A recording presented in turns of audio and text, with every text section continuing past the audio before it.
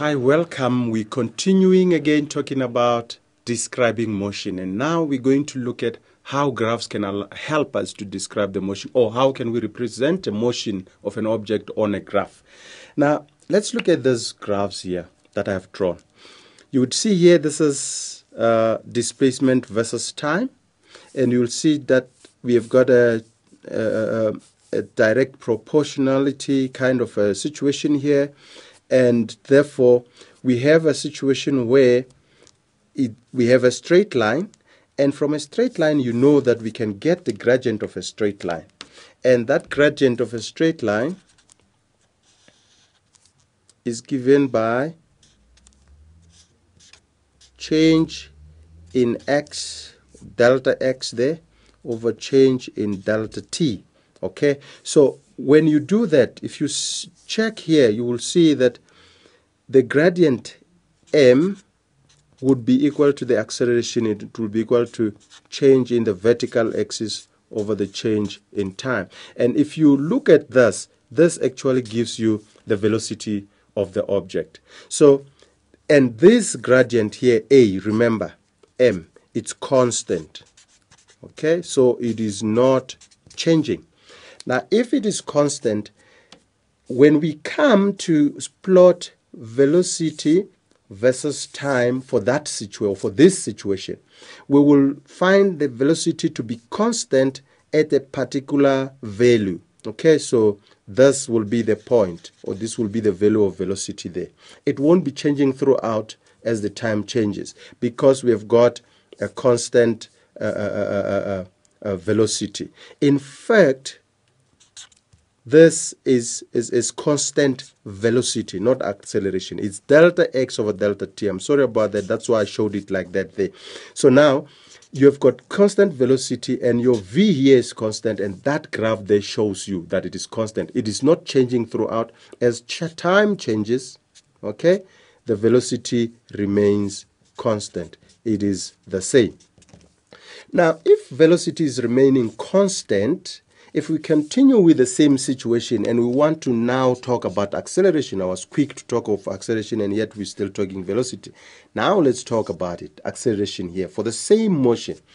If we talk acceleration, we know that acceleration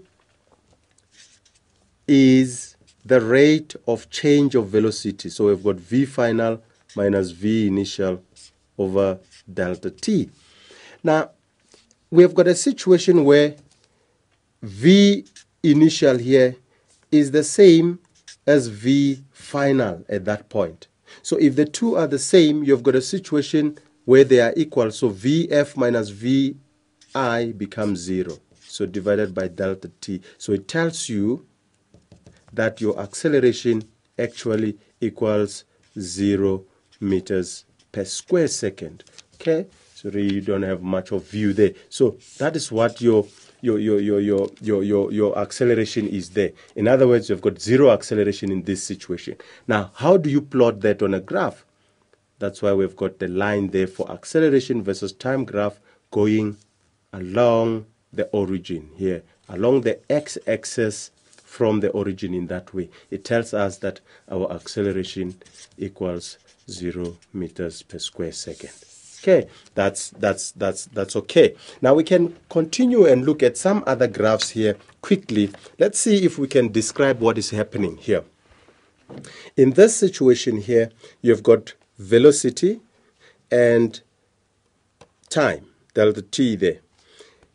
You've got a straight line graph, and from this straight line graph, you can actually work out the gradient. If you work out the gradient, you're going to get the gradient m, giving you the acceleration, because you'll be talking about change in velocity over change in time. Okay, so that gives you the acceleration. So the acceleration is not 0 here. It is some constant. So if you were to draw acceleration versus time for this one, you will have a situation where you have a graph like that for constant acceleration. Now let's describe the difference between these two graphs, this one and that one. Check here. The first graph, the motion start, or the object start moving from rest, 0 meters per second. So it wasn't moving initially. But here, it is starting to move at a particular velocity. In other words, as you start observing the object was already in motion, say at some value 2 meters per second or 3 meters per second. Okay, it was already in motion. But this one, you saw it starting to move from rest, okay, from 0 meters per second. So that could be that's the difference. Another difference we can spot quickly is that if we were to calculate for the gradient here, which gives us the acceleration, we'll see that you've got a smaller acceleration here and a bigger acceleration here. Okay, bigger A there and smaller A here. All right, so these are the differences that we can quickly note in these two graphs here. Right, we've come to the end of the lesson. Keep well. I hope you enjoyed it. See you next time.